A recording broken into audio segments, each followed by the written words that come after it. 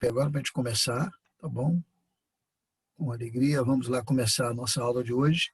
Vou pedir ao pastor Hudson que faça uma oração e independe, né, de apresentação. O pastor Sayão é tão conhecido.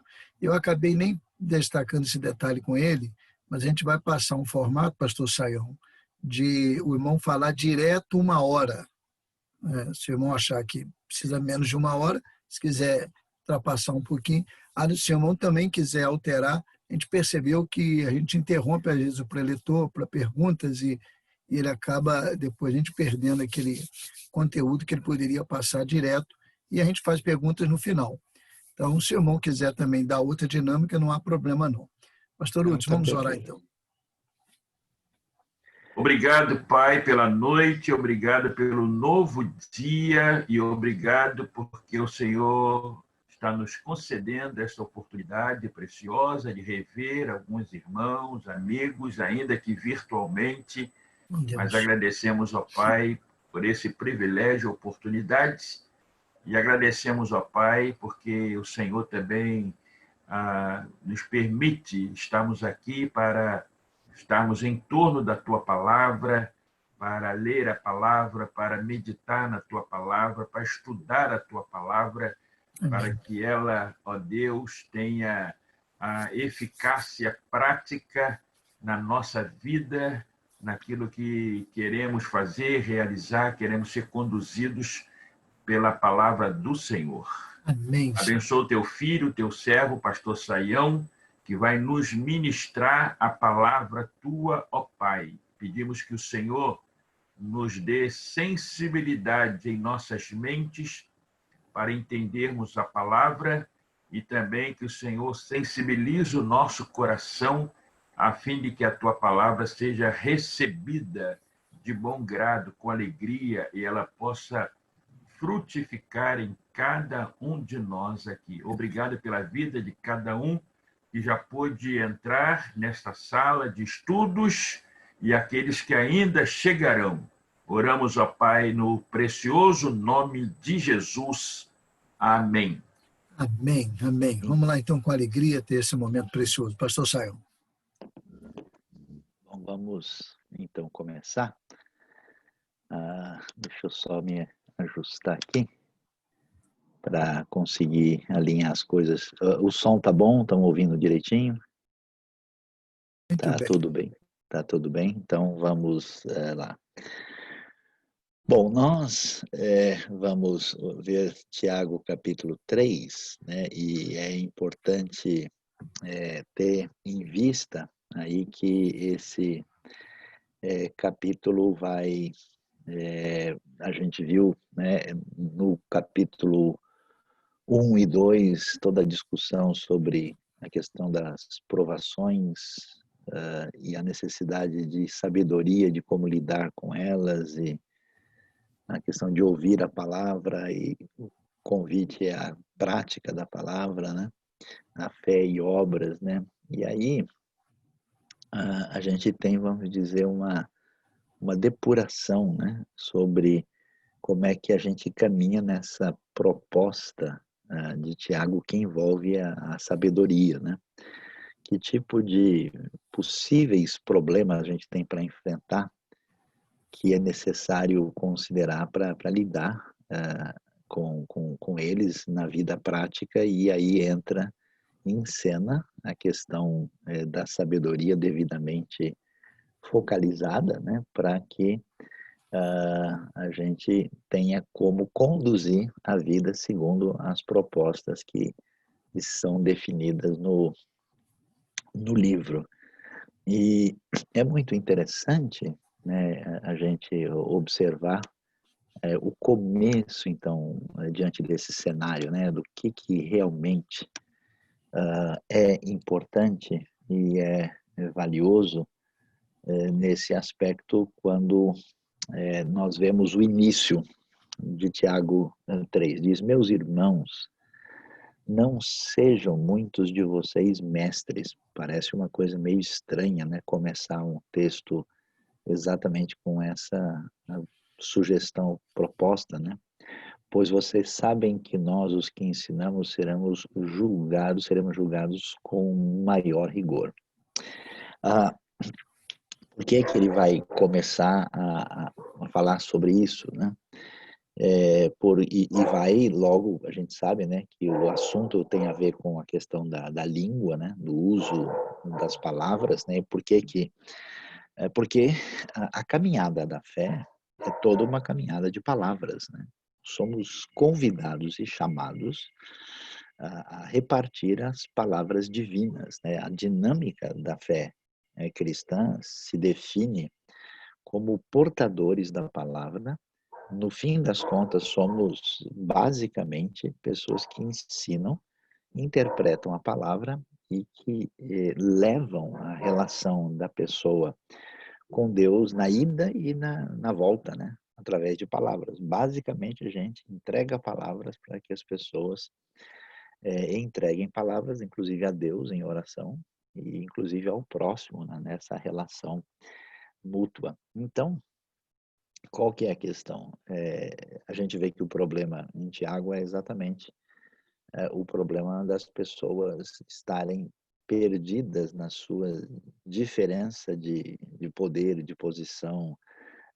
Tem o problema da discriminação, tem as questões que foram trabalhadas lá inicialmente desde o primeiro capítulo. Então, uma grande tentação, que hoje a gente já tem, né? No mundo, a gente está muito claro isso no mundo religioso, né? É querer ser mestre, né?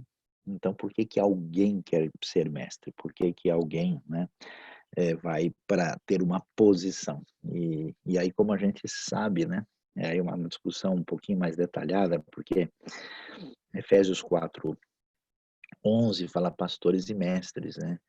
Provavelmente, a maior parte dos bons exegetas dizem pastor mestre, porque não tem uma categoria de mestre sozinho, isolado, como se na igreja primitiva tivesse um indivíduo que era o pastor, tivesse os diáconos e tinha uma outra categoria lá de mestre. Então provavelmente, até porque a função daquele que lidera o rebanho é principalmente ensinar, então, de repente, né, dentro do ambiente social, até porque isso no ambiente judaico, né, o rabino é uma pessoa que acaba tendo uma expressão, né? Os melhores rabinos são seguidos pelas pessoas mais importantes. Então, ele diz, olha, não é tão simples assim, né? E hoje, acho que para nós, hoje a gente deveria pensar em que medida, é, é, como é que é a motivação das pessoas hoje que vão atrás do ministério, né? O que essas pessoas estão pensando, desejando, querendo, né? E então ele diz, ó, vocês não sejam mestres, né? Porque saibam que não é só uma situação premiadora, não é apenas de vantagem, de destaque, de expressão. Não, quem está nessa posição tem maior responsabilidade, portanto, terá um julgamento com maior rigor, né? E aí, para mostrar como essa situação ela é assim perigosa e chama a atenção, ele vai falar de como todo mundo está fragilizado diante dos problemas do falhar, do tropeçar, do errar, né? E essa realidade está presente de tal maneira que diz o texto que todos nós tropeçamos de muitas maneiras, de várias formas, né? E aí o foco vai ser exatamente na questão do uso da língua, porque a língua é, né, a grande referência do ensino, né? Quem é mestre? A pessoa que aprendeu a usar a língua, né? Quem é que pode ensinar? E a pessoa que tem condições de lidar com as palavras. E como o caminho de todo mundo é de muito tropeço, então vamos tomar um bom cuidado aí, porque se alguém não tropeça no falar, esse é considerado o homem perfeito, né? Se existe um teste que realmente mostra a nossa situação real, segundo Tiago, é a maneira como a gente lida com as palavras, né? Quem lida com essa realidade do falar também é capaz de dominar todo o corpo. E aí ele vai para essas metáforas, né, que são metáforas, vamos dizer, comuns, né, compreendidas, né, que, olha, a gente coloca freio na boca dos cavalos para controlar o animal todo. Os navios são embarcações enormes, e já nessa época, eu lembro do navio de Atos, lá tinha 276 passageiros, são barcos grandes, né? As famosas embarcações romanas eram expressivas, né? E vejam que são grandes, impelidos pelos fortes ventos, e tem um pequeno leme, né, que lida com isso, e a gente observa, então, que é uma coisa muito pequena. Isso é tão importante para a gente, porque como a gente é muito ligado a essa cultura da visibilidade, né, a cultura da expressão externa, a gente desvaloriza as coisas pequenas, especialmente numa sociedade marcada pela cultura do holofote, né, da expressão assim externa. Aquilo que é menor não tem tanto valor, né? Então, esse foco da língua recebe uma atenção especial, pormenorizada, né? E que vai ser tratada aí.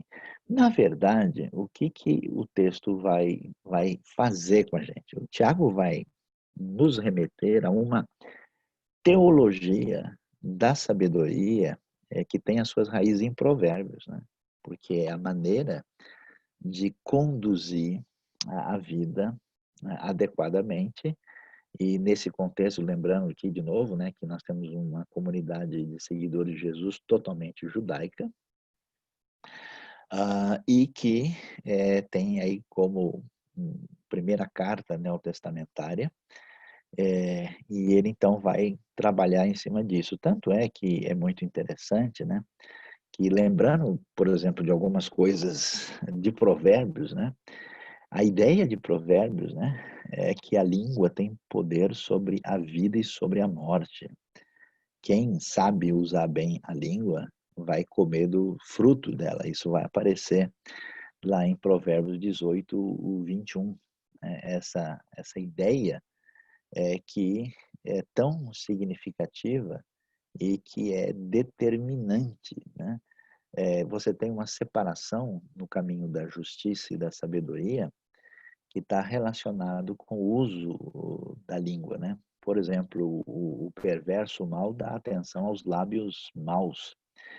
O mentiroso dá ouvidos à língua que destrói, né? Em Provérbios 17. As palavras do tolo provocam briga, sua conversa atrai açoites. As palavras do caluniador são como petiscos deliciosos, descem até o íntimo do homem. A gente conhece muito bem, né? Aquela como maçãs de ouro em bandeja ou salva de prata, e a palavra dita no tempo certo, né?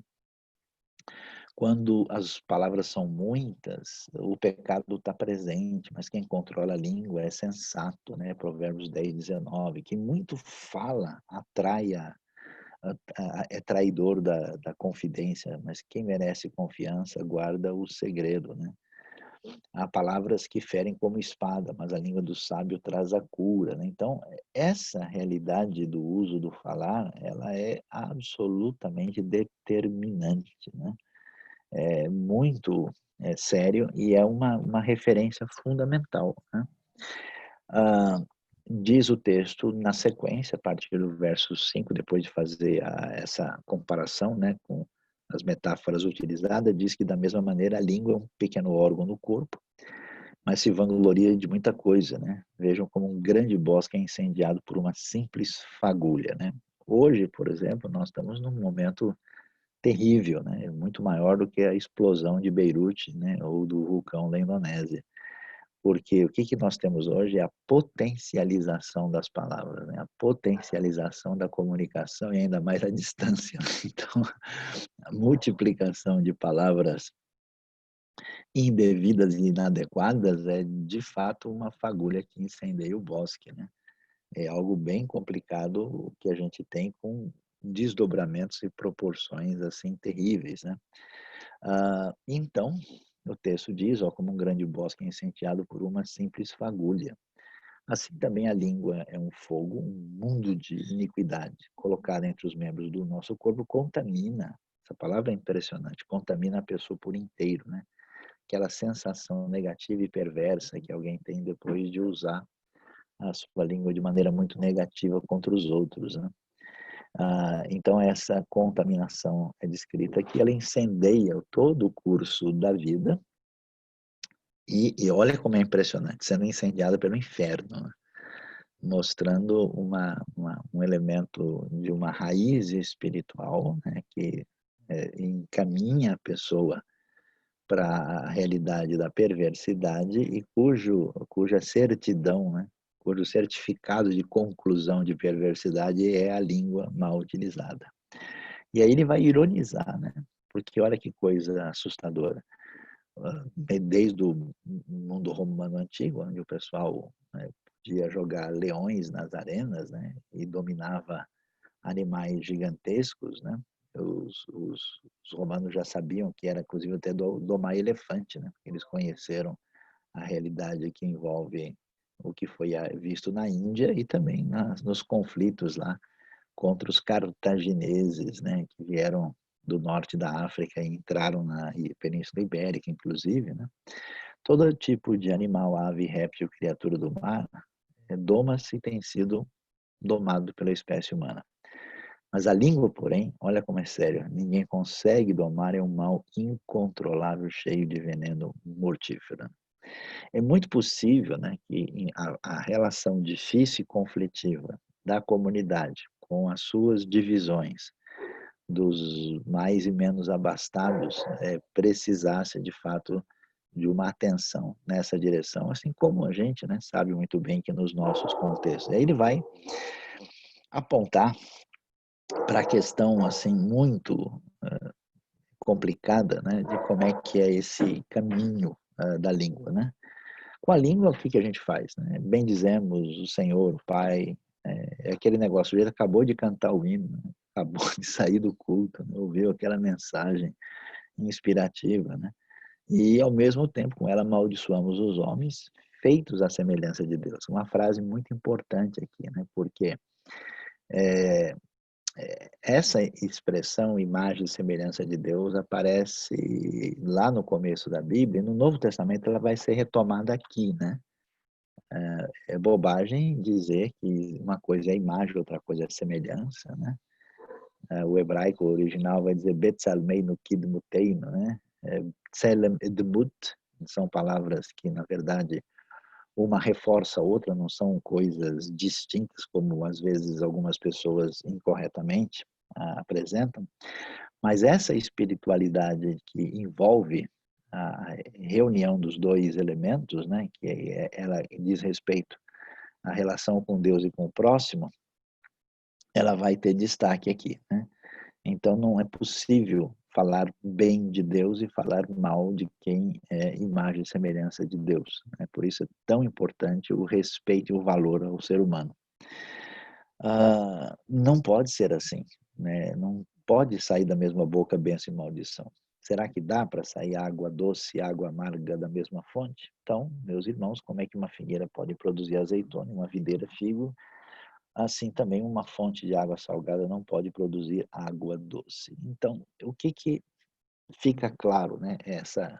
Essa palavra de repreensão sobre a questão da contradição, né? Na visão bíblica, na visão que aparece desde da teologia de Provérbios e entra no Novo Testamento, as palavras dominam a vida. Elas são as grandes referências de construção, né?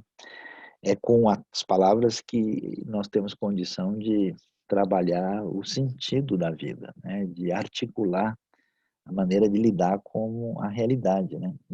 Por meio dessas palavras é que a gente define nossa relação com Deus e com o próximo, né? Olha que coisa impressionante, né? Que a sua relação com Deus é definida pelo fato de você confessar com a boca que Jesus Cristo é o Senhor, né?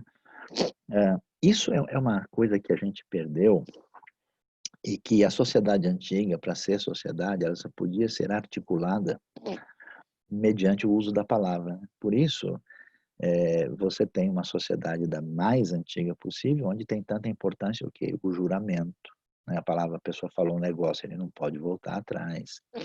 Existe esse conceito de palavra de honra, né? Até que as palavras viessem a ser escritas, né? Mas toda essa dimensão de que se nós não articularmos bem as palavras e o seu valor e a sua importância, a sociedade se destrói. Então, essa conexão, até que isso depois virasse texto escrito, que você tivesse, né, o chamado berite, né, um acordo, um tratado, uma aliança.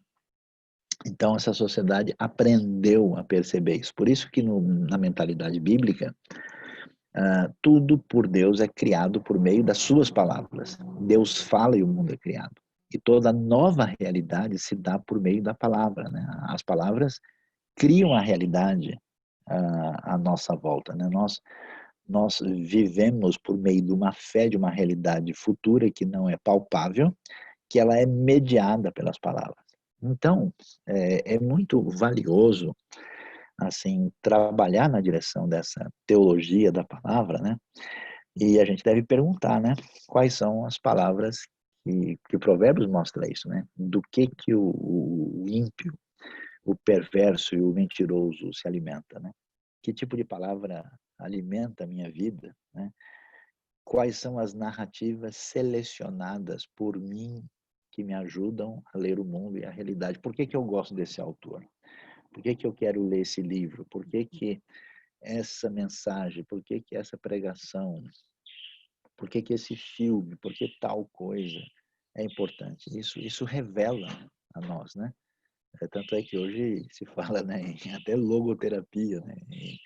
É muito interessante, né? Então, de certa forma, a pergunta é, do que é que eu me alimento em termos de potencial de construção do mundo, né?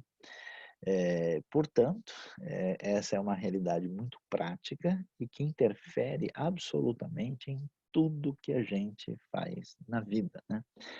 Quando a gente lida com pessoas, vocês sabem muito bem, a gente lida no mundo pastoral, né? Você encontra isso, pessoas com personalidades, com vida quebrada, machucada ou construída, e essas pessoas fazem referência ao passado, dizendo, na minha vida aconteceu isso. Um dia, meu pai falou tal coisa, minha mãe disse assim, ou na igreja, o pastor falou tal coisa, alguém me disse um negócio que eu nunca me esqueci, né? Então, essas sementes de potencial gigantesco, né? É realmente impressionante, né? Então, a responsabilidade nossa de como é que a gente reproduz, né? O que deve e o que não deve é muito séria, né? Jesus diz, né? Pelas suas palavras será condenado, pelas suas palavras você vai ser julgado, né? A boca revela do que está cheio o coração. Então, esse teste é um teste essencial. Palavras equivocadas prejudicam tudo, a vida, a família, os relacionamentos, o negócio, a empresa, a vida, a igreja, tudo, né? E isso, então, é um negócio muito sério, porque acaba sendo o caminho de construção, né? E acho que é tão importante para nós, especialmente agora nesse momento, né? De dor, de pandemia, né? A gente tentar ver como é que a gente desenvolve, né? Um falar agradável no bom sentido da palavra, né? Porque a gente tem muito disso, né? Que a pessoa fala, ou alguém fala de maneira profunda e verdadeira e seja o que Deus quiser, ou alguém fala bonito e fala o que não deve, né? Por que a gente precisa ter um na oposição do outro? O Provérbios ainda vai dizer para nós que a língua dos sábios torna atraente o conhecimento, mas a boca dos tolos derrama insensatez. As palavras agradáveis são como um favo de mel, são doces para a alma e trazem cura para os ossos. Isso é importante porque quando nós pregamos, né, na função de pessoas que estão ministrando no púlpito, nós não estamos só transmitindo verdade. Nós não estamos simplesmente acertando a maneira correta de crer e nem dando apenas diretrizes para como andar na vida prática. Nós estamos curando pessoas ou machucando. Então, além de pedir a Deus a direção sobre o que falar, né, a maneira como isso é apresentado faz toda a diferença, né? Porque nós bloqueamos ou desbloqueamos, né, nesse Facebook aí da comunicação espiritual, né? As pessoas que estão à nossa volta, né? Então, é muito importante, né? Inclusive, não só isso, mas a palavra que é dita na hora certa, como a gente mencionou, porque o poder é um poder de criação da realidade. Tudo é feito pela palavra divina, né? O homem viverá pela palavra que sai da boca de Deus. A palavra que tem poder, né? Jesus expulsa os demônios por meio da sua palavra. Os céus e terra podem passar, as palavras de Jesus não passam de jeito nenhum. Então, toda essa compreensão deve nos ajudar a trabalhar de uma maneira extraordinária. E aí eu diria o seguinte, chama a atenção de nós, assim, como a gente pode correr o risco de reverberar discursos negativos desnecessários, né? E aí eu vejo que a gente pode se tornar refém dos nossos sentimentos ruins, que é muito fácil fazer isso, né? Tanto na minha introspecção difícil, na minha relação complicada com os próximos e com o mundo à volta, que eu acho que é a doença que a gente está tendo hoje, né? Que é a multiplicação de discursos destruidores, né? A ideia de Efésios, daquela palavra lá que é condenada, a palavra torpe, né? Que é a palavra, o sapros, que é uma palavra que corrói, que destrói, né? Ela é corrosiva. E nesse sentido, esse é o problema de se tornar refém do sentimento negativo e expressá-lo, né? Através de uma atitude de indignação, de fúria, de ruptura, de causar polarização, assim por diante. E eu acho tão interessante que a Bíblia nos chama, por meio de uma série de palavras, de um monte de coisa de que realmente nós não somos, né? Então eu me lembro de um convertido novo, né, que começou a ler a Bíblia, ele ficou revoltado. E ele veio conversar comigo, ele falou: eu estava lendo aqui a carta aos Coríntios, e Paulo chega lá, escreve aos santos, amados. Aí eu fui ver esses Coríntios, mas que isso? Como assim santos? Que santos, né? E aí até eu brinquei com ele, falei, não, ou Santos ou Corinthians, não pode misturar aí, que é realmente muito diferente, né? E aí ele veio e falou, mas Paulo estava o quê? Fazendo uma média lá, chamando os caras só para poder ganhar terreno, né? Como se Paulo estivesse aí aplicando o jeitinho brasileiro para poder convencer os coríntios. Eu falei, não, aí tem um negócio interessante.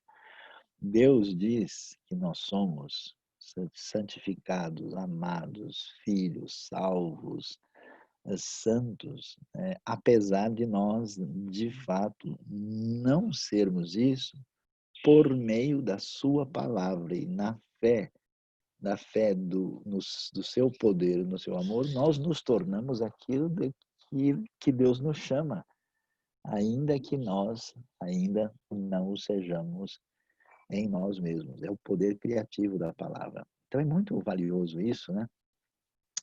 É como pessoas que não ligam para os erros dos seus filhos, ou como pessoas que diante dos erros pegam pesado e desestimulam completamente, sem ter esse aspecto positivo construtor, né?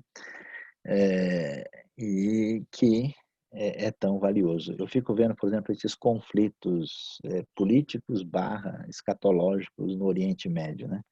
Tem tanto texto extraordinário, especial, que fala que um dia Israel, a Síria e o Egito se tornarão os três. Haverá uma estrada que ligará um ao outro, e os três serão chamados povo de Deus. Vocês reparem que ninguém divulga nem multiplica isso.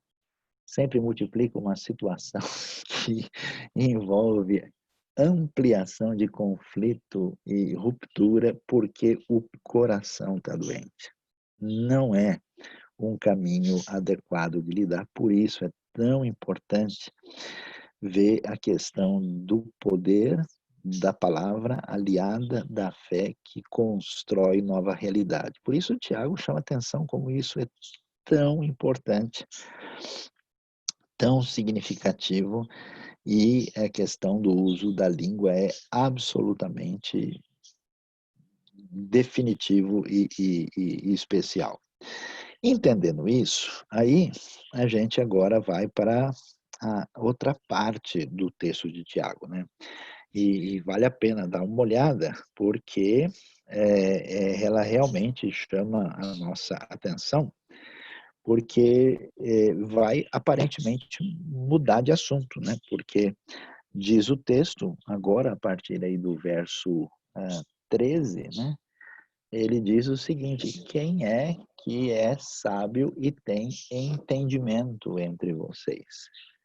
Que o demonstre pelo seu bom procedimento, mediante obras praticadas com humildade que provém da sabedoria. Contudo, se vocês abrigam no coração inveja amarga e ambição egoísta, não se gloriem disso, nem neguem a verdade. E é interessante, né? Porque agora parece assim que o texto, vamos dizer assim, desconectou, né? Se afastou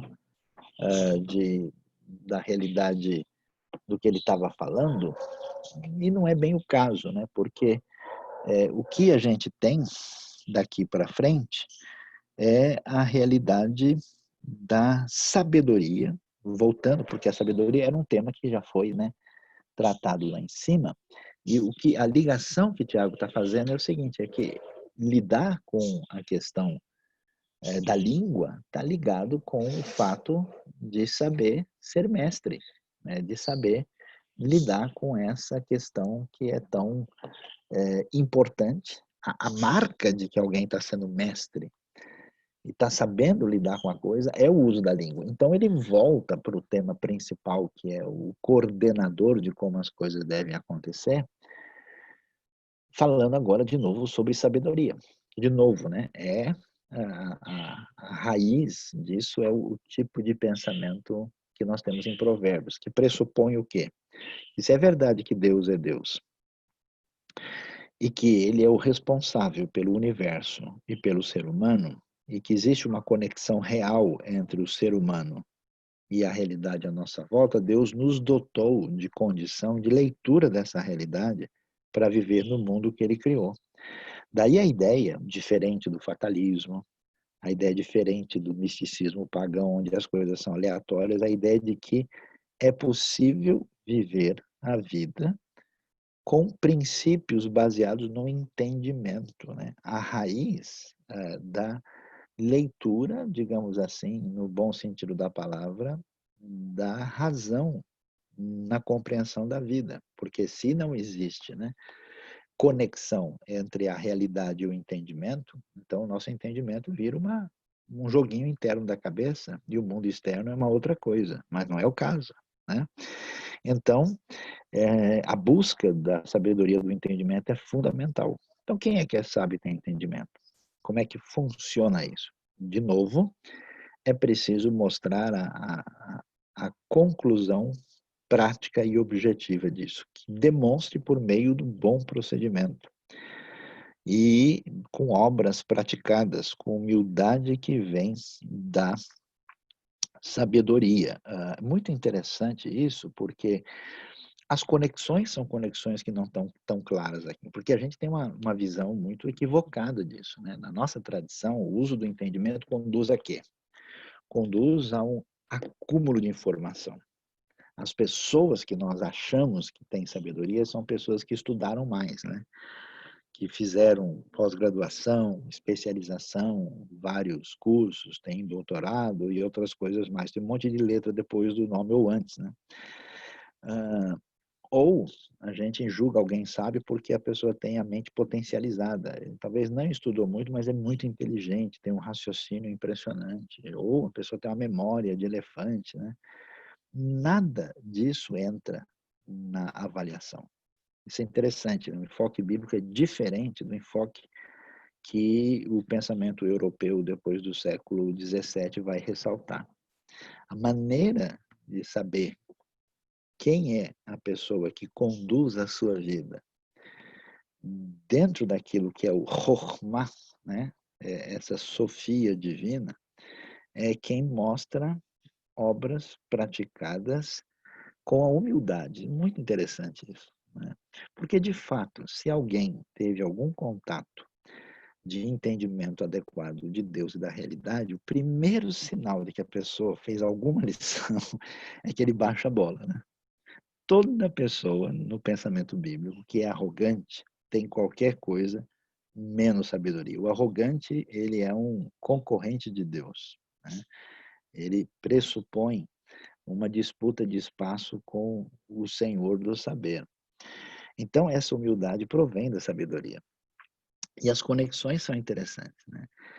Se nós temos no coração inveja amarga, e é muito interessante esses adjetivos que realmente ressaltam, né, os desdobramentos perturbados na interioridade humana que são sentidos assim, né?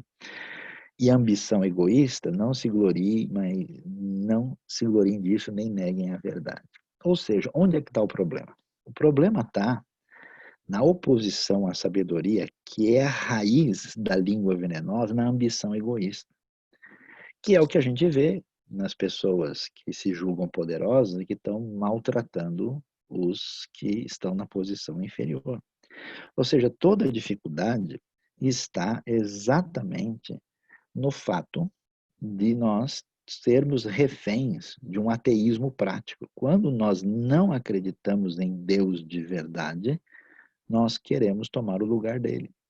E a maneira de tomar o lugar dele é exatamente se tornar refém da ambição egoísta. Quando eu quero que a minha maneira de ser, minha maneira de pensar, o que eu sou, seja absolutamente dominador sobre a realidade do outro.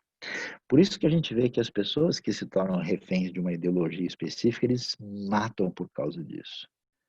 Eles não negociam, eles perdem amigos, parentes, filhos, pais, seja o que for, porque essa é a raiz da idolatria que sempre se transforma num discurso assustador, perverso, né? E essa relação, né, de que não podemos falar mal, né, no sentido de tentar atingir o outro, porque ele é semelhança de Deus. Então as coisas são muito conectadas. Por isso essa sabedoria ela é muito significativa. Então, a sabedoria no seu aspecto prático, que envolve comportamento e humildade, o oposto dela não é ignorância, o oposto dela não é falta da educação adequada, o oposto é inveja amarga e ambição egoísta. Então, essa é a raiz. Talvez esse seja o grande problema que nós enfrentamos na nossa sociedade hoje, porque nós temos uma coisa que a gente aprendeu a chamar de educação, até de formação, até mesmo nas nossas ditas formações teológicas, né? A gente potencializa as pessoas, né?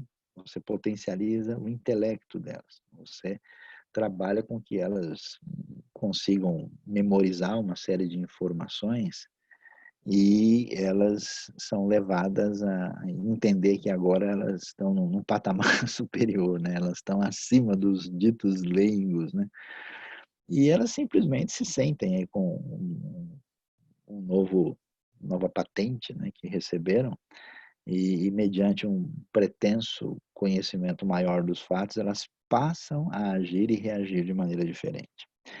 E é interessante porque isso que pode estar envolvendo aí os líderes e as pessoas que são criticadas logo no começo da carta, no verso 15 vai ser dito que esse tipo de sabedoria não vem dos céus, mas é terrena, não é espiritual. E olha como é forte, mas é demoníaca. Quer dizer, tem tanta gente com medo do diabo, da maldição, né? Não sei o quê, se isso aqui a pessoa tem um quadro na sua casa que tem um símbolo, não sei de que jeito, e porque tal, não, porque a camisa dele tem um desenho. E aqui não tem meias palavras, né? Tiago diz, é demoníaco. E realmente é sério, né, para a gente pensar, porque conduzindo um pensamento, uma teologia, uma pregação, existe um elemento de opções internas que tem a ver com o estado do nosso coração. E a inspiração por trás desse estado de coração, ela é espiritual. Então, à medida em que a palavra divina opera na nossa vida, nós somos curados por dentro e começamos a comer mel. Se isso não acontece, nós somos machucados e envenenados por dentro e comemos as narrativas destruidoras. Então, ela é demoníaca, pois onde há inveja, olha lá, e ambição egoísta, aí há confusão. Palavra grega forte aí, é uma espécie de caos, né? E toda espécie de males. Portanto, aqui você tem, de novo, esse perfil, né? Como o Tiago é muito, assim, claramente distinguindo, né, as oposições, ele vai deixar claro, né? Aí agora, né, o que é celestial em oposição ao terreno, o que é espiritual em oposição ao demoníaco, o que é a humildade em oposição à inveja e egoísmo, né? E aí a gente vai nessa relação de demonstração do grande problema. E então agora ele vai ter o desfecho, né, do texto aí a partir do verso 17, onde ele vai descrever como é que é a sabedoria verdadeira. Mas a sabedoria que vem do alto. Muito interessante isso. Isso mostra de novo, lembra que se alguém não tem sabedoria, peça a Deus. Quer dizer que não dá para conseguir sabedoria somente pensando em exercício mental humano. É um caminho de dependência de Deus. Um caminho que envolve pedir a Deus. É um caminho claro que ela vem do alto. Ela não é conseguida pela força humana independente. Ela é antes de tudo, e aí vem as suas características. Ela é pura, palavra que evoca a realidade do sacrifício, lembra do animal que não pode ter nada, nenhuma mancha, né? Pura no sentido de algo completamente perfeito a ponto de poder ser oferecido. Ela é pura, ela é pacífica. Isso jamais seria marca de sabedoria em nenhum lugar. Ela é amável, compreensiva, cheia de misericórdia e de bons frutos, imparcial e sincera. E termina a última frase: o fruto da justiça semeia-se em paz para os pacificadores, que é um texto muito difícil de ser traduzido. Então, que sabedoria é essa?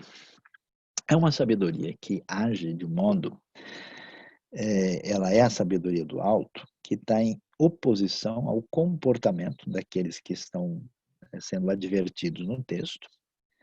E é uma sabedoria que rompe com essa ambição egoísta, com essa atitude de inveja. Quando é que a sabedoria se manifesta? Ela se manifesta, que caminhos mostram que a pessoa trilhou a sabedoria e que pode usar devidamente as palavras. É quando ela é pura, quer dizer, ela não tem outra mistura, não tem, né, algum elemento indevido ou algum tipo de propósito por trás dos panos aí. Ela é pacífica, muito interessante isso, né? É que ela produz paz, né? Isso é tão importante, isso é uma ênfase, né, no Sermão do Monte, né? Essa questão, lembra lá dos pacificadores, né?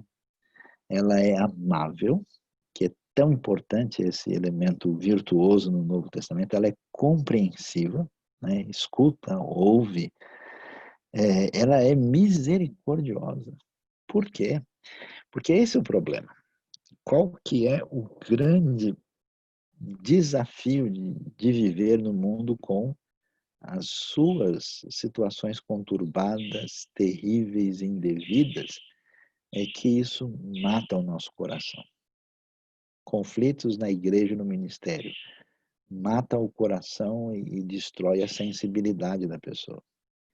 E o primeiro sinal grave da doença é quando a gente perde a misericórdia. O que é misericórdia? Simplesmente tudo.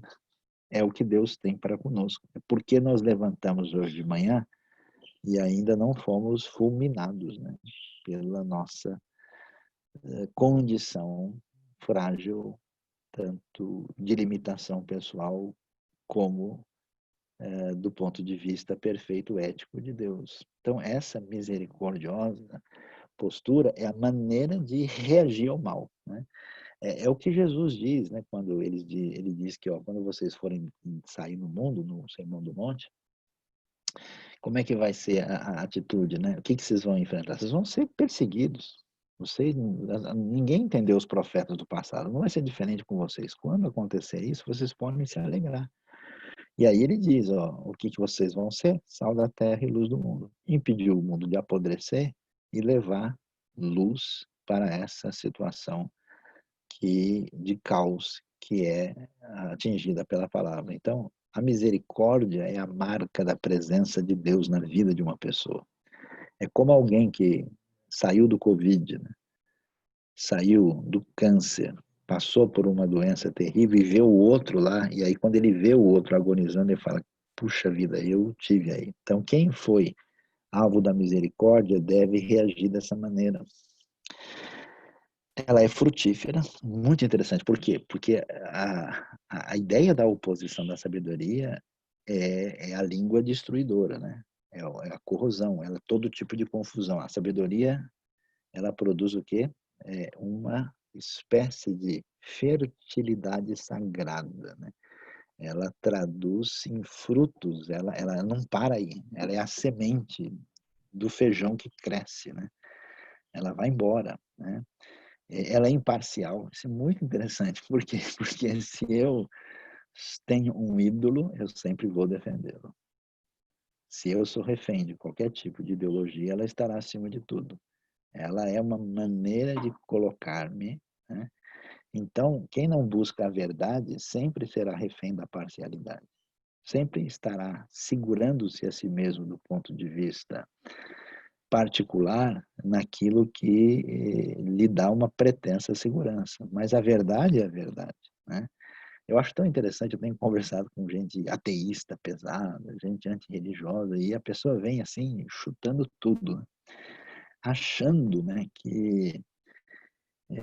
que você vai reagir dando uma dentada nele. Porque tem um monte de problemas e coisas difíceis de entender na Bíblia. Eu falo, pois é, rapaz, você tem razão. Eu gostei da sua sinceridade, porque tem muita gente que olha, mas não comenta isso. Eu também já vi vários. Aí o cara desarma completamente, porque ele acha que você vai falar, como assim, seu incrédulo maldito? Que história é essa? Está amarrado, queima ele, Jesus, alguma coisa do tipo, né? E você fala, não, de fato tem umas coisas assim, né?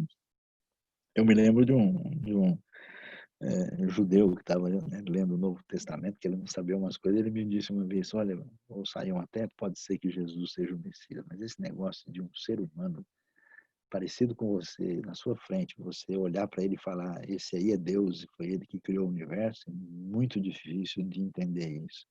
E eu falei para ele, para mim também é extremamente difícil de entender isso. É muito, né? Agora, eu não tenho questão de entendimento. A questão é que eu tenho alguns textos que me ajudam a pensar sobre isso de maneira sincera e sensata, né? Mas vamos lá, vamos conversar sobre o assunto, não é? Quem diz que é fácil e que é assim, ponto final? Vamos refletir sobre o assunto. Ele desarmou completo, aí começou a fazer mais um monte de perguntas, né? E ela é sincera, que é tão importante, porque toda vez que você é refém de uma agenda particular, você muda o discurso de acordo com o resultado. O que eu estou precisando aqui? Então é isso, né? Ela é sincera. Então, esse caminho é impressionante. Aí a gente vai ver que coisa interessante, né? Como nós temos a raiz aqui de Tiago 3, com a teologia de Provérbios, com essa coisa espetacular que é o caminhar adequado do Chokhmah, né, dessa sabedoria, né, essa Sofia Tuquírio aqui, essa sabedoria do Senhor, e também no Sermão do Monte. De novo, bem-aventurados os pacificadores, porque os pacificadores são chamados filhos de Deus. Num certo sentido, eles são o que é a cara do Pai. Filho de Deus é muito parecido com Deus, é um semitismo, né? Então, como é que a pessoa parece com Deus? É quando ele está nessa categoria dessa sabedoria pacificadora. E é importante porque o desfecho do texto, que vai ser assim, vamos dizer, a coroa de glória fechando o capítulo 3, vai exatamente nessa direção da pacificação, né? E aí esse verso aí deixa a gente de cabelo em pé. A NVI traduziu: fruto da justiça semeia-se em paz para os pacificadores. Vocês podem ver, as várias versões, elas têm traduções diferentes. E aí, fruto da justiça semeia-se em paz para os pacificadores, no sentido em que os pacificadores aí recebem esse fruto da justiça como um desdobramento do que eles fazem, ou ele é semeado pelos pacificadores. Tem uns desdobramentos que não dá para a gente aqui perder muito tempo com detalhes de gramática, mas vale a pena ver algumas considerações, né? A Bíblia Brasileira de Estudo tem uma notinha interessante que diz que os que promovem a paz semeiam a paz para colher a justiça como fruto. Quer dizer, nesse ambiente onde a bomba relógio é a ambição egoísta, o caminho da destruição anti-sabedoria é a língua destruidora, quem é que entra como o grande mocinho no final do filme para salvar, né, o episódio aí todo, né? São os que promovem a paz, porque eles semeiam a paz para colher a justiça como fruto. O fruto desse semear da paz vai ser a devida justiça, que envolve a vitória divina. A tradução da linguagem de hoje colocou: pois a bondade é a colheita produzida pelas sementes que foram plantadas pelos que trabalham em favor da paz. Então é um negócio muito interessante, porque a ideia completa aqui é a ideia de que quem achou o caminho da sabedoria e livrou-se de se tornar refém da ambição egoísta e aprendeu a falar para poder ser mestre, necessariamente vai na direção de um falar conciliador e favorecedor na situação de plena divisão da comunidade da fé. E porque é o que está acontecendo desde o começo. Eu acho muito bom, né? A Bíblia, a mensagem, ela ficou, assim, em alguns trechos de uma maneira muito significativa. Era uma paráfrase, mas às vezes ela pega a coisa lá no fundo. Eu queria, assim, ler, né, o texto como um todo, para a gente poder, assim, sentir o sabor, né? Não dá para falar sobre as palavras aí com mel sem botar mel na mesa no final, né? Então, ele diz assim, ó: você quer ser considerado sábio? Quer ter a reputação de quem entende? Esse é o caminho. Aprenda a viver, escute a sabedoria, viva com humildade. O que conta é como você vive, não o que você fala. Ambição de espírito não é sabedoria. Sair dizendo que é sábio não é sabedoria. Torcer a verdade para parecer sábio não é sabedoria. Está longe da verdadeira sabedoria. É pura malandragem, é diabólico. Lembrem-se, sempre que tentarem parecer melhores que os outros ou se aproveitar dos outros, tudo dará errado e todos terminarão pulando na garganta do outro. A verdadeira sabedoria que vem de Deus começa com uma vida santa e é vista no relacionamento com o próximo. É cheia de gentileza, bom senso, misericórdia e é para lá de abençoada.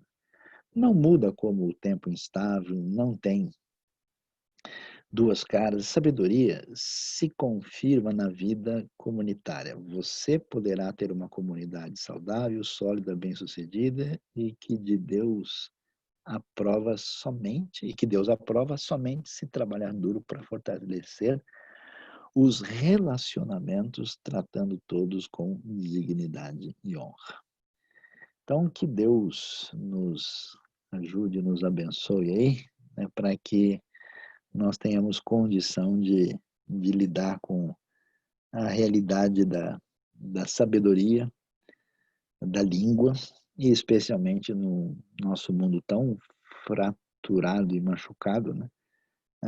Até mesmo no nosso ambiente de fé e até mesmo religioso, né? Às vezes até denominacional, para caminharmos no sentido de promover paz por meio de uma língua frutífera que edifica e que mostra sinal de sabedoria. Deus abençoe o nosso coração nessa manhã. Amém. Maravilha, que Amém, beleza, né? amém, Bênção, amém. bênção do Senhor. Pastor, a gente vai dar oportunidade, então, para quem desejar perguntar. Eu vou apenas dar um pontapé, porque o irmão enfatizou logo depois, eu achei muito interessante na primeira abordagem, estava aqui acompanhando no texto, e inveja amarga. Aí dá a ideia de, na primeira imagem que vem na nossa mente então há uma inveja doce, há uma, né, porque é um adjetivo, então você pode. E a ideia, pelo menos, isso que eu quero que o irmão comente, porque a palavra ali é picron, se não estou falando errado, picron, que é picria, amargura. Então isso ganha um sentido. Aí, se o irmão pudesse dar uma melhorada no que eu gostaria, para mim, melhor, né, entender, é muito mais do que apenas um adjetivo ali, Ok. É o versículo... É o versículo 14. 14, né? É. Verso 14, exatamente, a inveja amarga. Então, na verdade, a tendência assim dos textos, né? Quando é exatamente Zelon Picron, né? Isso. Que tem a palavra é muito forte, né? Ela tem um sentido de algo amargo, e metaforicamente é usada às vezes de maneira como algo terrível e até como assim destruidor, né? Alguns dicionários chegavam a chamar de algo virulento, né? E aí o que a gente vai perceber é que não é que existe uma inveja e que é doce ou do outro tipo, e que essa é um tipo de inveja amarga como se pudesse existir, né?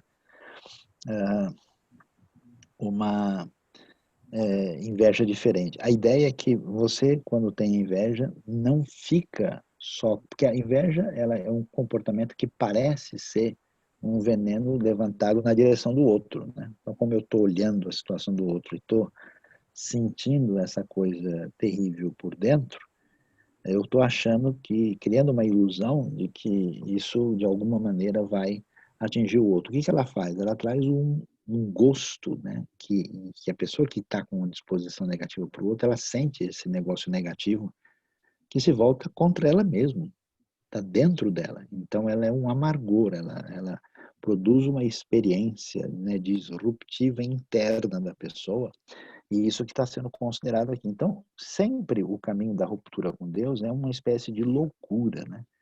Quando a pessoa acredita, por exemplo, que na sua tolice, na sua arrogância, ele vai poder atingir, ofender a Deus, por isso que quando Deus vê a arrogância humana, diz lá, o Salmo 2, ele ri, né? O Senhor se rirá e zombará deles. Como assim?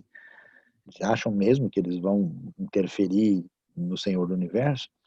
Da mesma maneira, a gente cria a ilusão que a gente pode atingir o outro, né, por meio do cultivar perverso, vingativo dos nossos sentimentos ruins. E eles simplesmente vão produzir amargor interno em nós, trazendo o mal para dentro de você mesmo.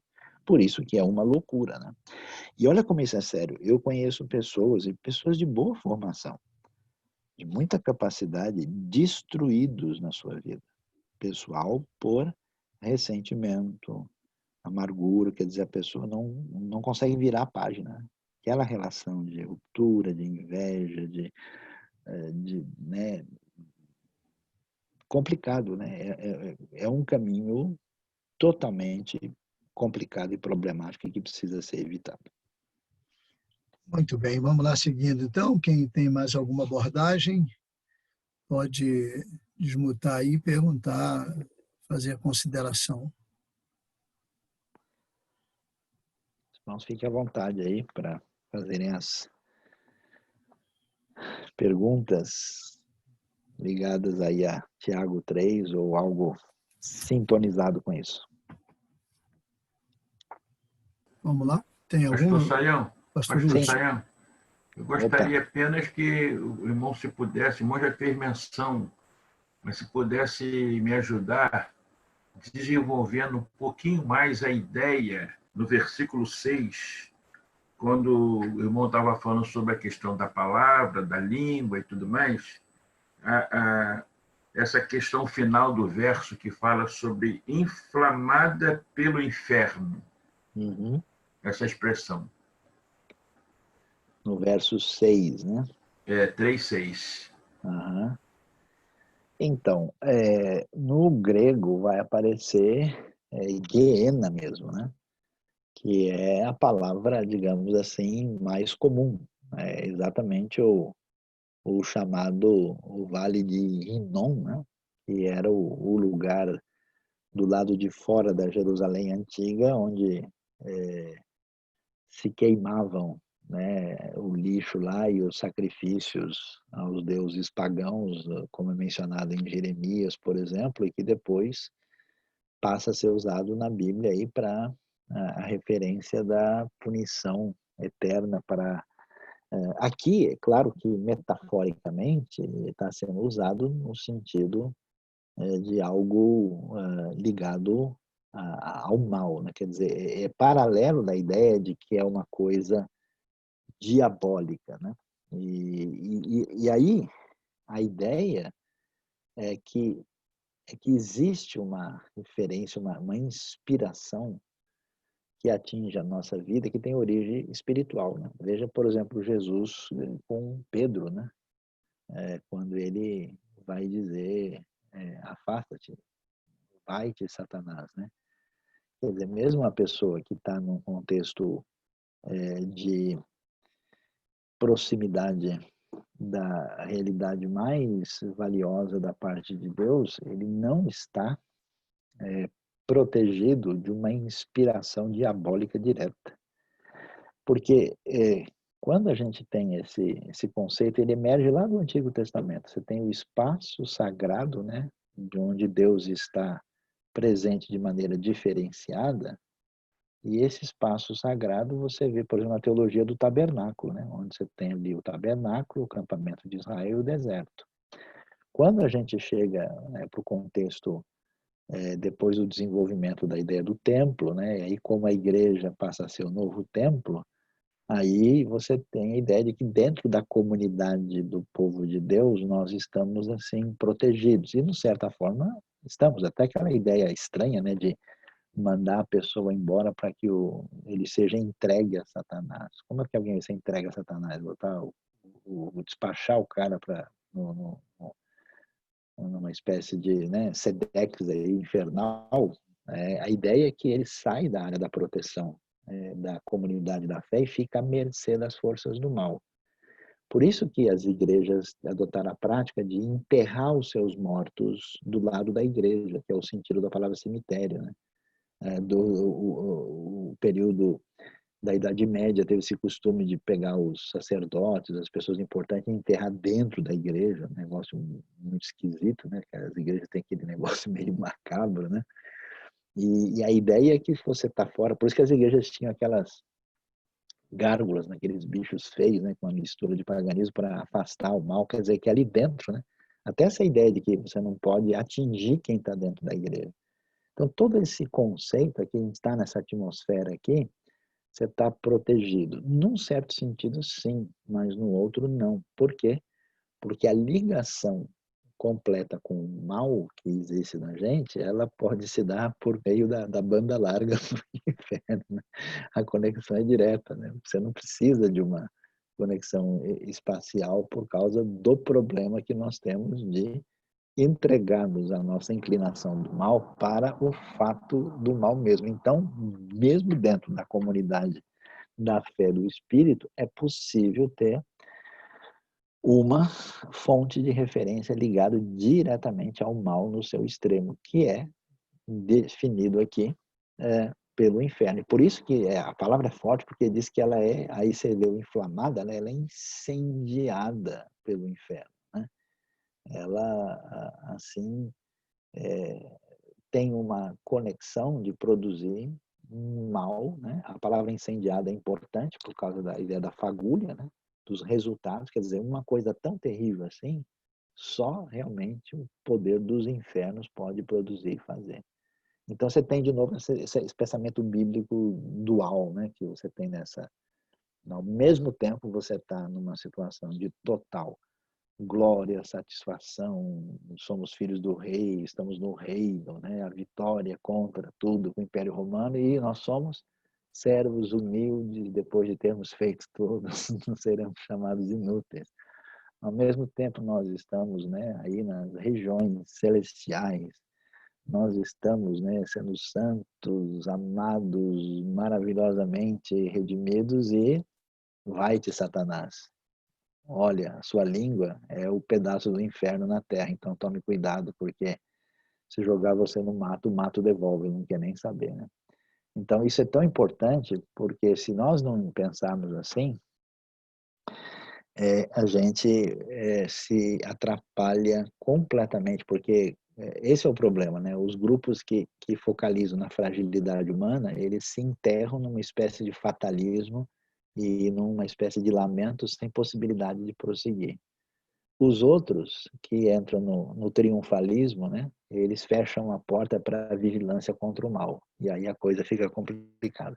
Uma pessoa que pensou de maneira muito interessante sobre isso, que vale a pena ser lido, foi Blaise Pascal, nos seus famosos pensamentos. Que coisa interessante como o homem que era matemático e geômetra, né? Fala assim do que ele considera como é que é a questão da limitação, da fragilidade humana, um dos primeiros críticos do racionalismo europeu, né, ele cria a diversidade metodológica no pensamento ocidental, né, e falando de espírito de finura, espírito geométrico, com uma sensibilidade espiritual assim, interessantíssima. Então aí é bom a gente dar a devida atenção para o inferno que a gente esconde aí. Nós somos complicados, então só misericórdia. Ok. Esse incêndio pelo inferno se restringe na questão da perversidade da palavra, da língua, a nossa natureza pecaminosa, ou há uma ação direta também demoníaca no processo do falar? Tiago, entendi. Então, o Tiago não entra nisso, né? Ele não fala, né, de alguma coisa diretamente, mas assim, eu diria que não dá para descartar, porque você pode ter, de fato, uma inspiração, que aí é o fogo na palha seca, né? Eu diria que a palha seca é exatamente a nossa condição de fragilidade, né? Se lançar ali, então, assim, como nós vivemos numa coisa que é chamada batalha espiritual, né? Daí a relevância absoluta da questão da oração, e a luta exatamente, porque quando a gente perde a Deus, a gente necessariamente entra na luta armada, né? Esse é o caminho. Quando a gente percebe que a nossa luta ela é espiritual, então você vai ter essas armas diferenciadas do reino. Senão, a gente de fato vai entender que é contra a carne e sangue. Aí a gente vai ter um banho de sangue. A proposta de Jesus era meio única, né? Era meio diferenciada. Então, de fato, existe uma inspiração espiritual problemática que pode ser. Isso a gente vê no caso de Pedro, né? Jesus vai diretamente dizendo que aquilo que ele está dizendo é de inspiração satânica. Então, né, Paulo fala, né? Imagina um mensageiro de Satanás para me atingir, né?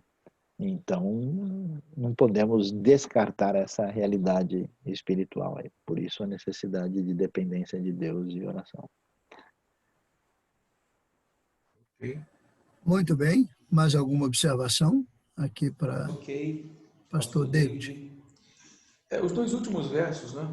17 e 18, quando se trata da sabedoria como pacífica. A relação desse texto com o Sermão do Monte, quando diz: bem-aventurados os pacificadores, porque eles serão chamados filhos de Deus. Sim. Qual que é a questão? Eu queria um pouco mais a relação entre esses dois Ok. textos. Veja lá, no Sermão do Monte, qual é o cenário que a gente tem lá?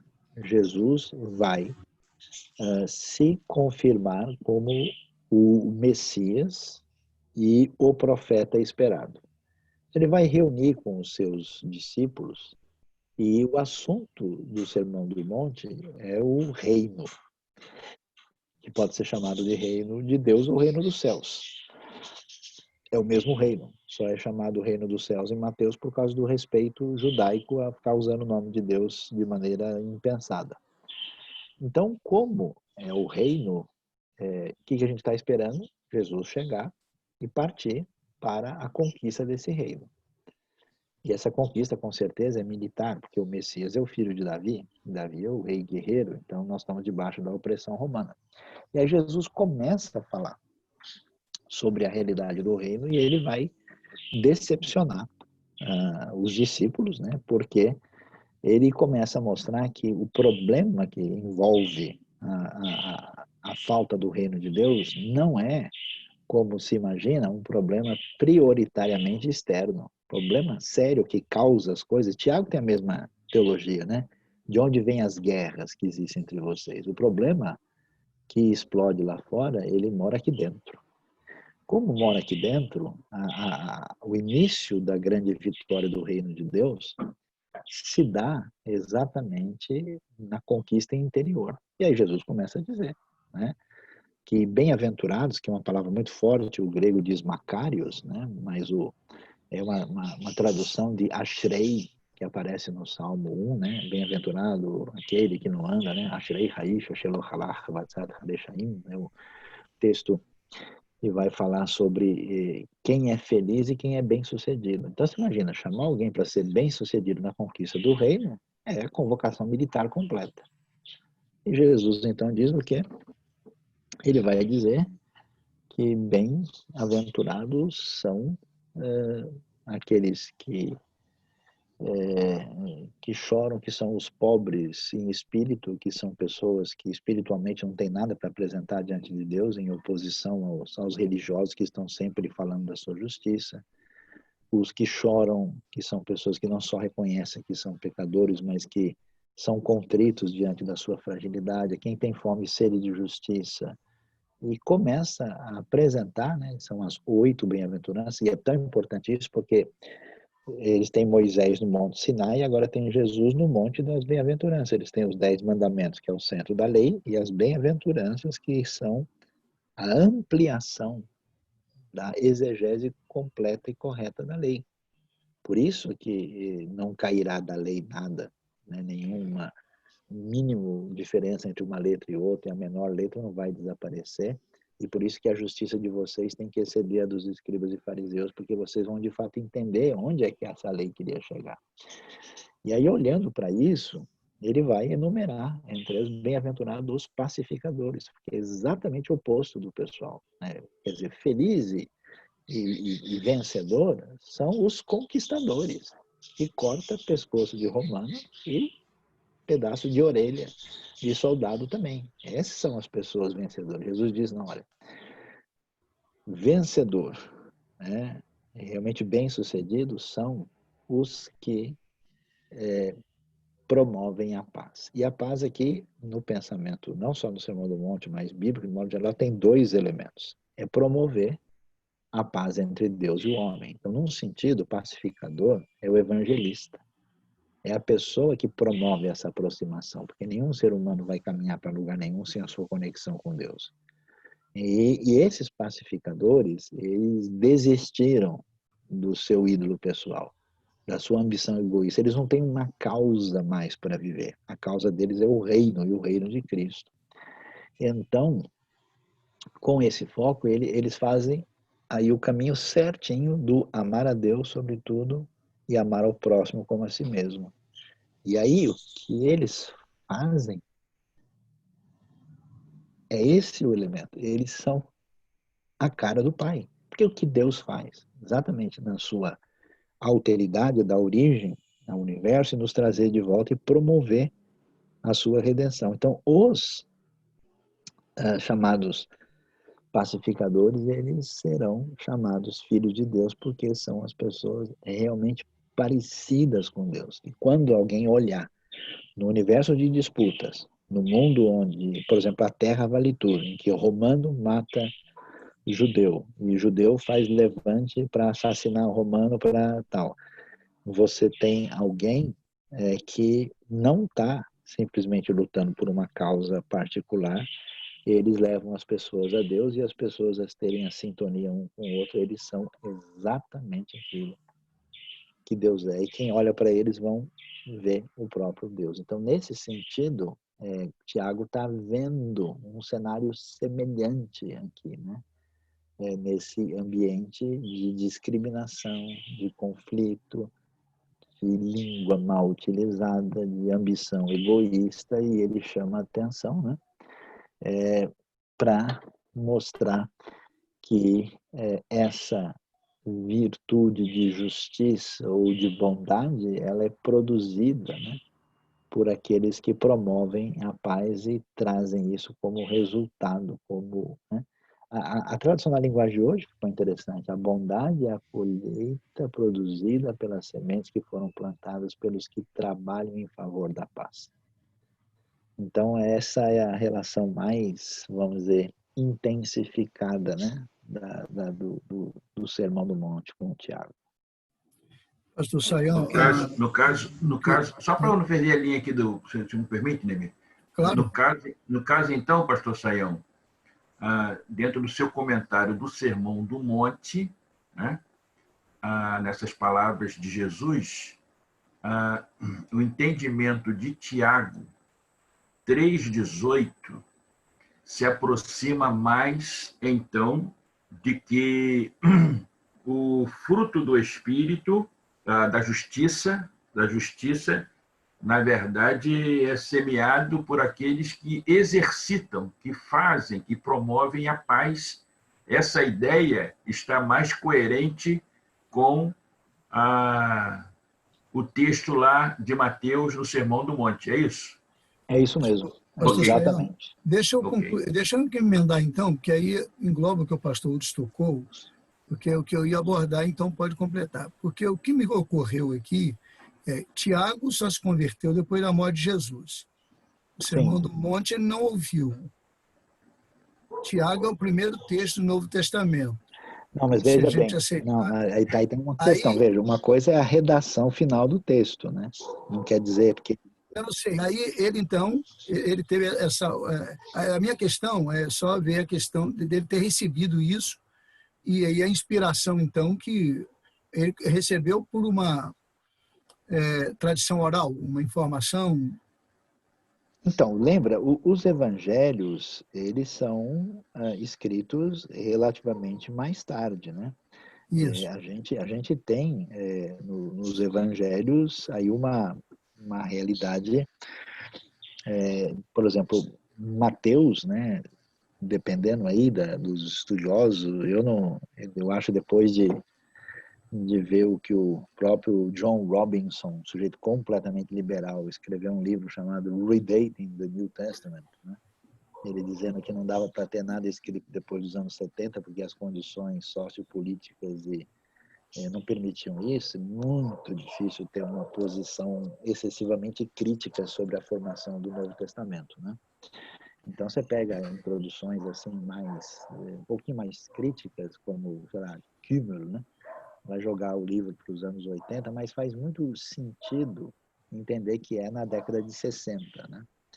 Mas isso é a redação final do texto, né? Agora, esses relatos existem na vida da igreja primitiva, essas coisas em grande parte estão preservadas aí talvez até em parte por tradição oral, ou por textos de alguma maneira marcados E a gente sabe muito bem toda a discussão, né, de fontes utilizadas aí, se fala de fonte que, Marcos, a relação com Mateus, Marcos é anterior.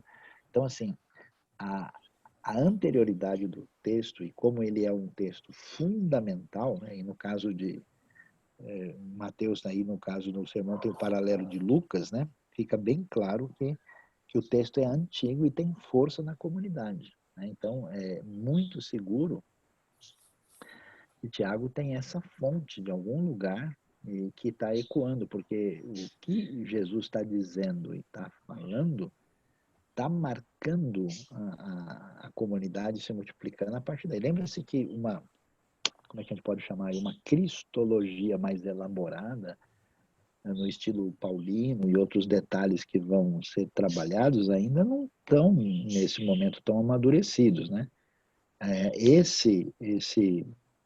Essa, vamos dizer, teologia ligada à pessoa de Jesus diretamente com suas parábolas e seus ensinos, é a referência que está por detrás aqui, que está sendo trabalhada para finalmente termos essa teologia no Evangelho. Então, dá para fazer, sim, né, uma conexão aí disso com o Sermão do Monte. Eu acho suficientemente razoável essa conexão, ainda que você não tenha nenhum elemento documental para permitir essa proximidade de maneira mais direta.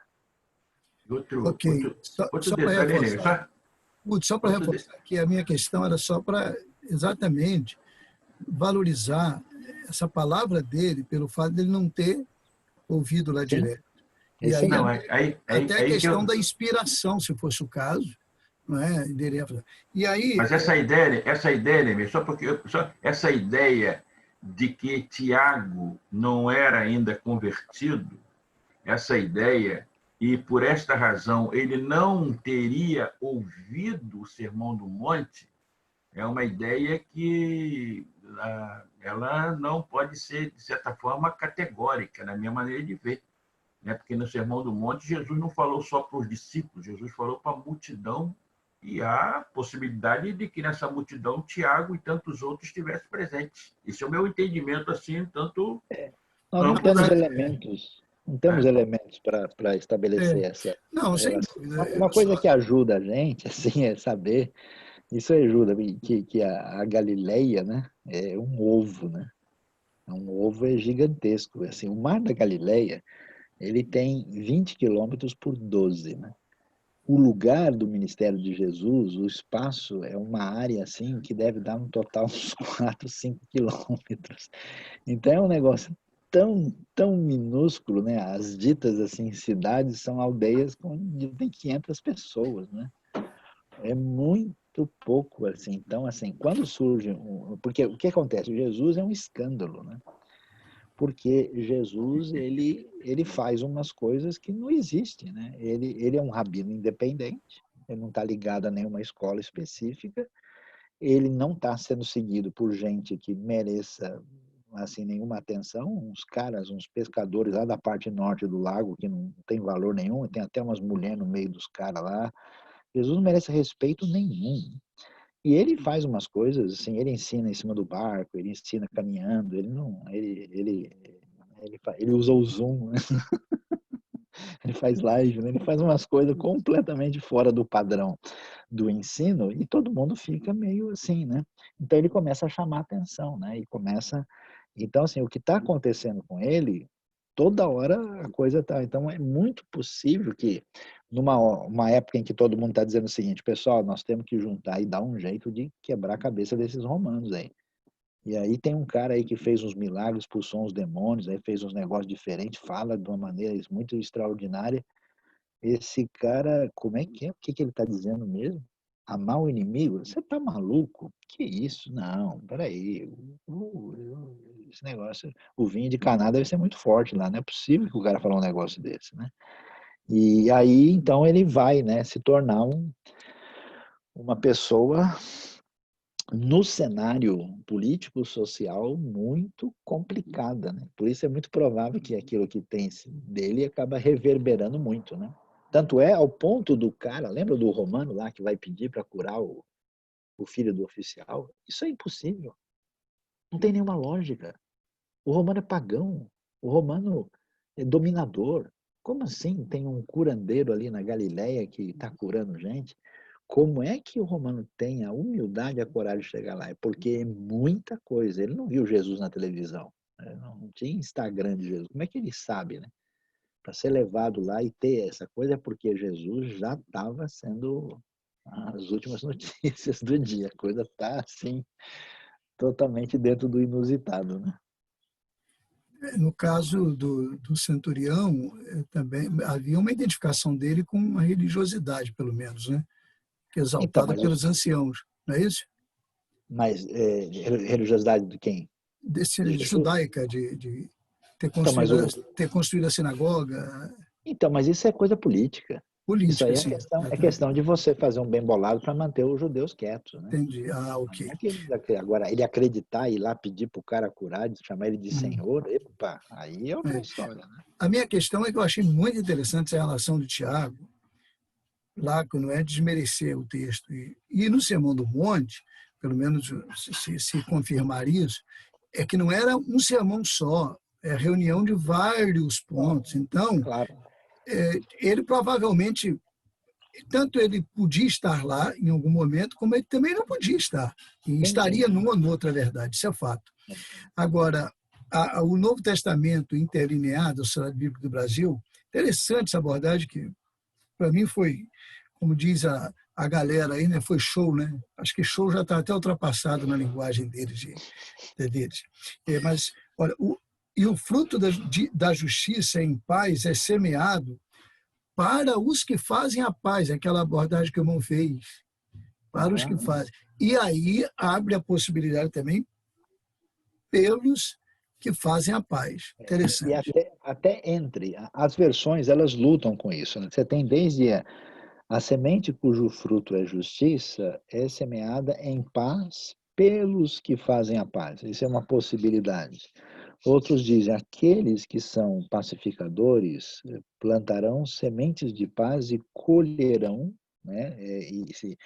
E terão uma colheita de justiça, né? Vamos dizer assim, um desafio aí. E então você vai ter gente traduzindo de maneira diferente. Uma outra versão diz que o fruto que consiste na justiça é plantado em paz entre aqueles que fazem a paz. Então tem o pessoal do pelo, do para e do entre, e dependendo da organização do texto. Mas sem dúvida a ideia é que a justiça é resultado daquilo que envolve a ação desses que são chamados pacificadores. Muito bem, alguma abordagem a mais aí para a gente fechar? Vamos lá? Se não temos, a gente vai caminhar aqui. Pastor Soel, faça então aquela conclusão abençoadora e depois o pastor Hudson fecha a aula aí para a gente aí, ok? Eu acho que talvez o desfecho maior aqui em tudo isso é que a gente precisa observar que as coisas mais sérias e profundas da vida, elas na verdade são muito simples, né? A gente é levado a achar que, ainda mais no nosso contexto ministerial, que existe um segredo no nosso sucesso no ministério, né? Que está ligado a gente ter talvez um aprofundamento técnico num aspecto ou no outro. E isso é bom, não é um problema, né? A gente acha que a questão está, né? Eu vejo até certas pessoas assim com uma esperança, né? Em elementos do contexto secular. Olha, se eu entender mais de filosofia ou de psicologia ou não sei de que e tal. E não há nenhum problema em lidar com essas áreas, mas a maneira como a gente lida com isso pode se tornar uma esperança indevida. E quando você lê assim a simplicidade do Novo Testamento, a gente vai vendo que o foco da luta, da batalha, está em elementos mais profundos que envolvem a nossa espiritualidade a nossa virtude, né? E especialmente um caminho de humildade, né? E um cuidado do coração de não se perder nas coisas mais vitais, né? Que eu acho que talvez a gente corra um perigo nos nossos dias, né? Quando talvez éramos menores, pequenos, ou lutávamos com uma série de coisas, talvez muitos dos nossos queridos tivessem uma atitude mais próxima de Tiago, né?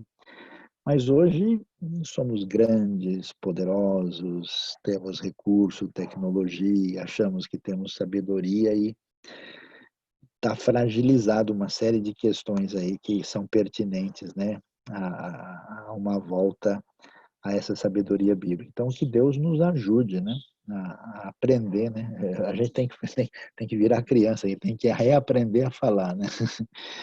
Saber falar na linguagem adequada, né? Quando a sabedoria encontra aí um caminho de expressar a palavra no dia a dia, tá? Deus abençoe então os irmãos. Muito obrigado aí pela oportunidade, pela possibilidade da gente conversar juntos sobre esse texto tão especial, né? E que ele nos dê vitória aí no sentido de Tiago 3 na nossa vida. Muito bem, muito bem. Muito obrigado, pastor Saião, mais uma vez. Até a próxima sexta-feira, se Deus permitir. Vamos estar com o Tiago 4, não é verdade? Isso. Muito obrigado aos irmãos aí que puderam entrar na sala hoje para esse estudo bíblico, essa preciosidade, coisa boa, coisa maravilhosa. A gente agradece de coração a todos. Abraço, Deus abençoe. E assim, Neemias, nós estamos encerrando esse momento, esse encontro, com a nossa palavra de carinho, de gratidão e de reconhecimento ao professor e a todos que puderam estar na sala para ouvir essa aula extraordinária. Boa. Deus abençoe. Assim encerramos.